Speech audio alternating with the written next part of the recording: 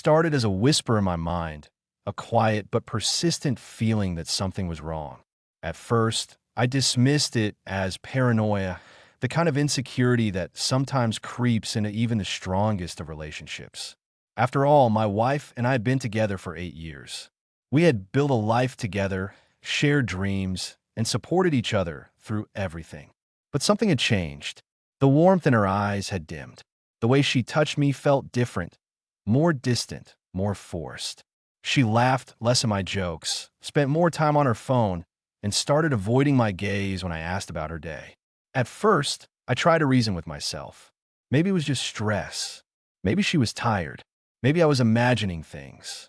But as days turned into weeks, the feeling in my gut only grew stronger. I started noticing little things. Her phone lighting up at odd hours, hushed conversations in the other room, and the way she would suddenly leave the house without much of an explanation. I told myself not to jump to conclusions, but my mind wouldn't let it go. Then one night I saw it. It was late, and she was in the shower. Her phone, usually glued to her hand, was lying on the nightstand. It buzzed once, then again. I hesitated, feeling the weight of what I was about to do. I had never invaded her privacy before. I trusted her, but trust doesn't erase suspicion, and my hands moved before my conscience could stop them. My heart pounded as I unlocked her phone. A conversation thread was open.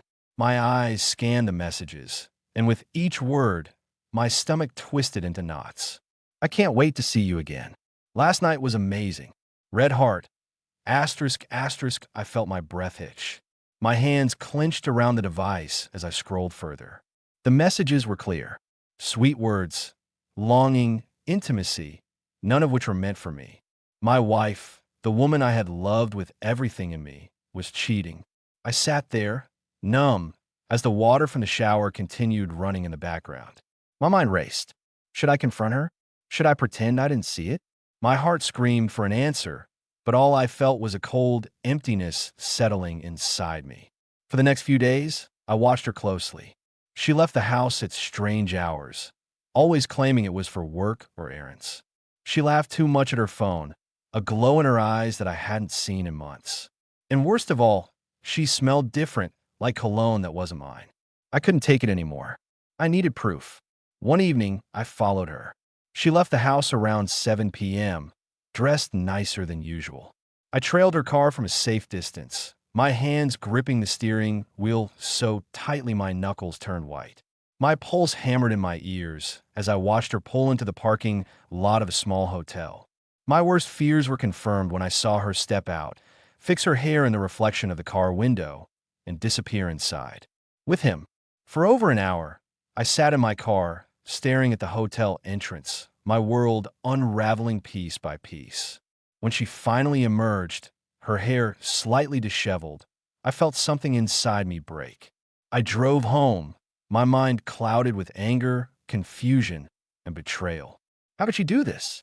What had I done wrong? I wanted to scream, to break something, to demand answers. But instead, I waited. That night, when she walked through the door, she acted like nothing had happened. She kissed my cheek, smiled, and asked how my day was. The sheer normalcy of it made my skin crawl. How could she be so calm after betraying me? I know, I said, my voice even but firm. Her smile wavered.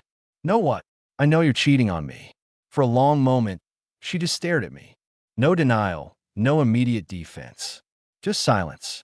Then, to my shock, she exhaled softly and said something that made my blood run cold. You wouldn't understand. It wasn't the reaction of a guilty spouse caught in a lie. There was no panic, no attempt to cover her tracks. Instead, she looked resigned, almost sad. Something about her tone sent a chill through me. What does that mean? I demanded, my voice shaking. She didn't answer. Instead, she turned away, walked to the bedroom, and shut the door. I wanted to follow her, to shake her until she gave me the truth, but something stopped me. Something about the emptiness in her voice terrified me more than the idea of her affair. I needed to know more. The next day, I went back to the hotel. I bribed the receptionist for access to the security footage, expecting to see my wife in the arms of another man. But what I saw was far worse. She wasn't meeting a man. She was alone, and she wasn't just checking into her room. She was performing some kind of ritual. Candles flickered against the dim walls. Strange symbols were drawn in what looked like chalk or ash. She knelt on the floor, whispering words that made no sense. A deep, suffocating fear settled over me. My wife wasn't cheating. She was involved in something else, something far more sinister. That night, I confronted her again. This time, I demanded the truth. "You think I'm cheating?" she said, her voice eerily calm.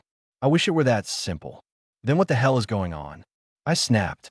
She hesitated, then let out a long breath. "You were never supposed to know," she murmured. A cold dread settled over me. "Know what?" She met my eyes, and for the first time, I saw something I had never seen before: pity. "I'm not cheating," she whispered. "I'm preparing." Preparing for what? She walked past me, toward the window, and pulled the curtains aside. "Look outside." I turned my head, and at first, I saw nothing unusual. Just the quiet street, the dim glow of streetlights. But then, as my eyes adjusted, I noticed them. Figures, standing in the dark, watching our house. Dozens of them. They stood motionless, their faces hidden in shadows, but I could feel their eyes locked onto me. A slow, sickening realization crept into my mind. This is a joke, right? My voice was barely a whisper. She shook her head. "They know you've seen too much now. I was trying to protect you." I stumbled back, my pulse hammering in my ears. "Who are they?" "They've been waiting," she said, her voice distant, almost resigned. "And now, they're here." A sharp knock echoed through the house. The lights flickered. I turned back to her, my hands shaking. "Don't open it." She looked at me with sadness in her eyes. When I woke up, my head was pounding. A dull ache spread through my skull as I tried to make sense of my surroundings. The air was thick, carrying the scent of something old, something decayed. I wasn't in my bedroom anymore. I wasn't even in my house. Darkness surrounded me, broken only by the faint flickering of candlelight. The walls were made of rough stone, damp with moisture. I tried to move, but my hands were bound, coarse rope biting into my wrists. Panic set in as I struggled against my restraints, my breath coming in shallow gasps. Then I heard footsteps. Slow, deliberate, a shadow moved in the dim light, and then I saw her, my wife. But she wasn't the same woman I had known for 8 years. Her eyes, once filled with warmth, were now cold and distant.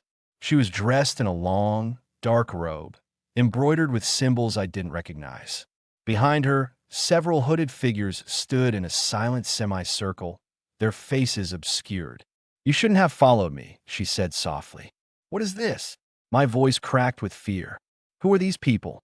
Where am I?" She exhaled, almost as if she pitied me. "I never wanted you to be part of this," she murmured. "But you left me no choice." "What are you talking about?" I demanded, pulling at my restraints. "Just let me go." One of the hooded figures stepped forward. He was taller than the rest, his presence commanding. His face remained hidden beneath the heavy fabric of his hood, but when he spoke, his voice sent a chill through my bones. "It is time." My wife turned to him and nodded. "He knows now. There's no turning back." "Turning back from what?" I shouted. She knelt in front of me, her fingers brushing against my face, and for a brief moment, I saw the woman I loved, the woman I had built a life with. But then, the coldness returned to her eyes. "You never truly knew me," she whispered. My heart pounded. "What does that mean?" She stood and took a deep breath. "This isn't about an affair. It never was. You thought I was meeting a man in that hotel, but the truth is much worse." She glanced at the hooded figures, then back at me. I was preparing for this night.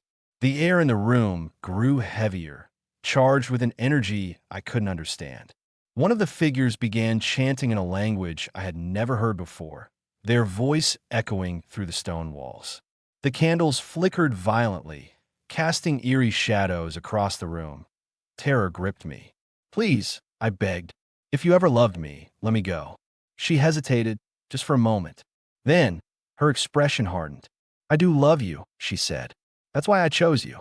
Before I could process her words, the chanting grew louder.